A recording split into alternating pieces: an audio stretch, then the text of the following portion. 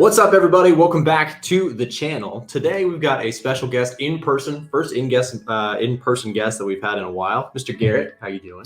Doing well. Excited to be here in person. Yes. Kind of crazy, but definitely excited. So Garrett and I have actually been trading and investing together for some time back in college and things like that. So it's been a while. So it's nothing new. It's just the first time in person for a little bit. I think, before we get into the, kind of analysis of everything, definitely want to make it clear, I am not in favor of anything that's really going on right now. I think war in general is a bad thing for, humanity and just, the lives lost and, people just, lives lost, lives ruined. It's never a good thing. So just wanted to make that very clear before we get into things.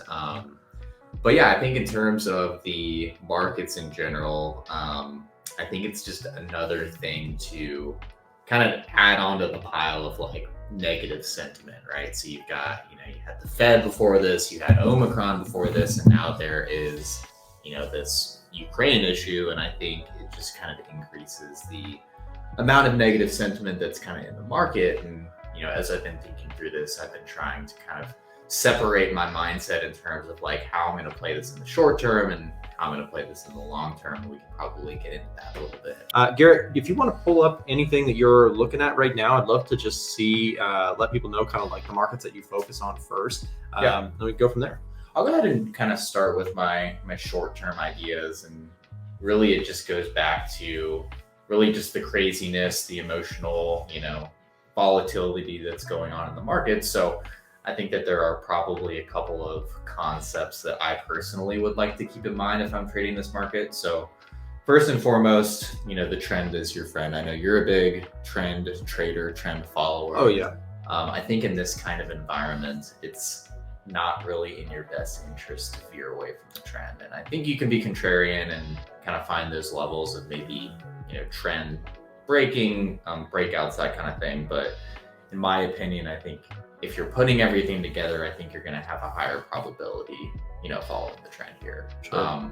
And then, with that being said, I think looking for those pullbacks and then finding those kind of re-entry points at key levels, along that same trend makes sense to me as well. So kind of have a couple of ideas that I want to take a look at there. Yeah, we'll see. So first is NAS 100. So obviously if we kind of take a look, let's just zoom out really quickly here. So we'll go to the daily. So obviously, for a long time it was an uptrend, crazy, up market as we kind of came out of the pandemic.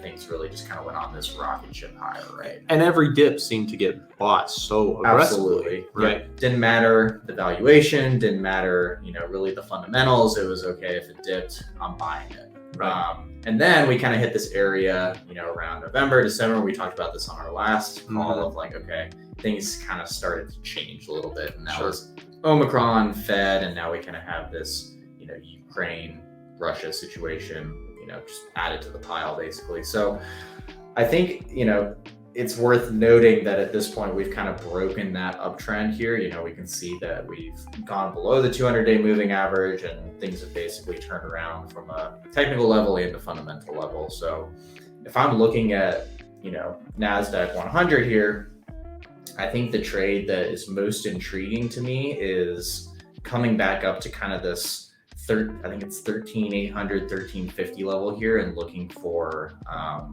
basically a turnaround to the downside here. So we've kind of got this trend line of, touching it and then going back and touching it and going back. And I want to continue to play that trend. And I think the crazy thing to me is yesterday we had this like massive reversal, right? Sure. So open maybe 3% down on the NASDAQ and closed 3% up. It was like a 7% swing.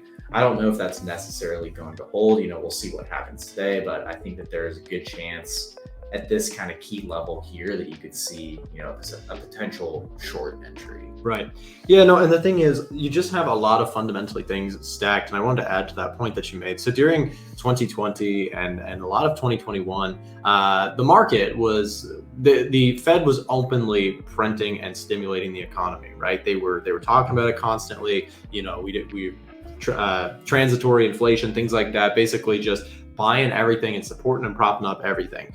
that seemed to have shifted. Of course, we've been discussing the Fed's recent hawkishness and coming out with rate hikes and things like that, which of course shift the narrative a little bit for the stock market strength, and also dollar strength as well, right? You see the stock market not so strong. You see the dollar coming in really, really strong. For those of you guys who have been monitoring my content, my channel, I've been talking about the dollar like consistently for 6 months. I'm sure people are like, at this point, shut up about it. Like, but it's just the key focus that we talk about here. And so going off your point recently with what you just said about, things seemingly changing directions, my phrasing for it, and feel free to agree, disagree, whatever on this, but my thought about it is like, it's like a springboard that broke. Like every time it would fall, it would like spring off, right? Spring off. It would it bounce off the board. But then it's like one time somebody who was just way too heavy nailed that thing and broke the spring off the bottom, and now it doesn't spring off anymore. And so at least for the short term, it seems like there's just not that heavy-handed buyer sitting below. Yeah, I like the analogy. I like the analogy of the springboard breaking, and I also feel like you can make the analogy of somebody just straight up took it away, right? It's like you had this Fed, right, who gave you this almost like bouncing board, right? And then all of a sudden it's like, whoop, yes, nope, not going to happen anymore. Exactly. It's kind of like the punch bowl analogy, the Fed came in, took the punch bowl away, whatever. I do like that analogy though. No, that's a great way of putting it too, the punch bowl. The thing is, watching the Fed, you guys, we talk about it so much on the channel because the Fed is like the starting point for so many things. Now, of course, there are some side quests, if you will. There's some side agendas, like this whole thing with Ukraine and Russia. And as Garrett mentioned, with all of this, we've had some people commenting on the channel with like political views and all this and that. We're not here to discuss political views or anything like that. War is terrible for anybody. Death is not a cool thing. There's nothing good out of that. But purely from a market perspective, what we see that doing is fear coming into the market. And that fear is something that, inevitably, just as a trader or as an investor, you take that into an account when you're placing positions, whether it's long, short, whatever. So, so Ukraine and Russia, Garrett, of course, it's impossible to forecast. So I guess you're saying, you've got a short-term short bias looking at things like NAS 100. Is that purely just going off the momentum that, and also how do you see that going forward, and what would shift you back to a bullish perspective? Yeah, so that kind of leads me into a couple other things that I wanted to talk about. So it really is mostly driven off of like short-term momentum and emotion, right? I think it's tough to fight those headwinds right now. So I think if I'm trading the market in the short term, I want to find things that are going to ride that wave, right? And to your point, eventually that wave will end.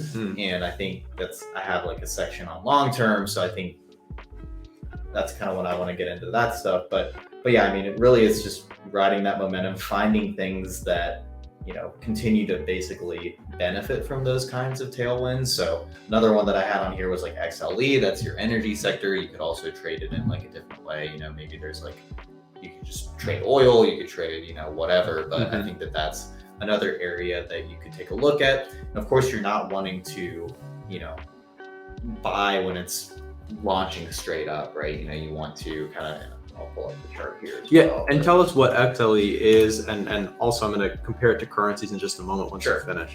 Yep. So XLE is basically an ETF that tracks the energy sector. So any big kind of oil names, basically anything in the energy sector is going to be kind of in this ETF here. So it's just a way to play that trend, basically. Sure. And energy, obviously, with the whole Russia-Ukraine situation, some people have been asking, why is that shooting oil prices up? As you probably know and can add to, it's basically that supply and demand concept. Supply and demand. Russia is a big exporter of a lot of different kinds of energy. So oil, you've got natural gas, and if you think about just the world in general, we've been moving away from those kinds of things from like a policy standpoint.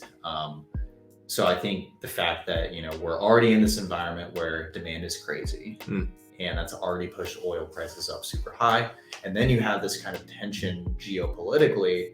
It just kind of feeds into that narrative. Yes. And again, going back to my earlier point, it's like, okay, I'm going to try and ride this trend now, but I have to understand that eventually you're going to hit that point where like it's going to stop. That makes sense. Right. That makes sense. And just to loop it into currencies here for a second, let me just see if I can switch my screen for just a moment. One thing that we've seen recently is the Canadian dollar. And the reason I bring this up in reference to that conversation about oil, about energies in general, the Canadian economy is like built around oil, right? As you would imagine, they've got that huge natural reservoir of resources there, huge amounts of, forests, and oil is a big export of Canada. What we usually see in reference to strengthening oil prices is also strengthening CAD. So for those of you guys who are paying attention to the fundamentals with me, the Canadian dollar is doubly interesting, similar to the US dollar right now, at least in my perspective. Here's why. The Canadian economy, similar to, you have the whole Game of Thrones of the Fed and whether or not they're raising rates. So does Canada, right? And Canada is also fairly hawkish. They are actually in relative nature to the US, very similar. They have a lot of similar economies. We're both North American countries. We're similar in a lot of our Western approaches to things in general. But also strengthened by the oil prices is an interesting concept. So I wanted to pull up just for a moment here CAD yen, Garrett, and talk to you a little bit about this. CAD yen also strong on fears. It's like it's the world like fear gauge. It's like buying the VIX almost. Right. The yen has been pretty strong recently, but it's starting to reverse, similar with the stock markets. We usually see things like CAD yen moving higher with things like with US 30, NAS 100. We see them, there's some correlation there. Sure. The question then would be, if I was to be sort of looking for bullish moves, one thing that I wanted to talk about is this idea here. We're looking at the 4-hour chart on CAD yen. We're starting to see an attempt to break higher. And again, CAD strengthened by oil prices rising globally. So we're trying to take in not just the Game of Thrones of the US, but trying to take into account the whole situation with Russia and Ukraine. So I think that this is potentially beneficial in multiple ways. Just off of that conversation around energy, looking for breakouts here on CAD yen, combining that with the fundamental and the technical. Yes, you've got kind of a downward structure, but looking for a failure of that downward structure and looking for continuation, in my opinion, could give you some great risk reward, especially if we started seeing moves back up to levels like, the previous high and beyond. You get some great risk reward. And this is where we're bringing it all together, right? So we've got the fundamentals. We've been talking about the story fundamentally and globally. Then you take into account the technicals, watching for price to show you it's time to start making some moves. And then finally, we're risking small and we're looking for some great reward relative to the risks that we have to take. So that's kind of the way I would approach a trade setup off of that. What is your thoughts? So in that scenario, would you be looking for, a breakout and then a retest of some level before you get in? Or what kind of are you looking for as like a signal, like, okay, now it makes sense to Sure. So for me, just in pure technical form, my stuff is not complicated. I'm not like drawing a million indicators or anything like that. The simplest thing that I'm looking for to some degree or another is a break of this previous high. Show me that there's enough strength to get past. What we'll notice is, again, drawing that trend line, you've got lower highs, lower highs, lower highs. Sellers are in control of this market. It's like right now with the stock market, we've been talking about how every time the market pumps, there's a seller waiting, and that's a concerning pattern. Same thing with CAD yen for the time being. But when you're looking at CAD yen, if it's able to get above that level, if it's able to clear above that and kind of hold that with some pressure, any pullback, in my opinion, is a strong probability of strength, especially when we combine not just the technicals, but the fundamental story that's going on. So that's how I would approach it. I'd be looking for some sort of break outside of this high, which again, maybe this is something that we look at next week because it is Friday when we're filming this. But that's just something that I would look for.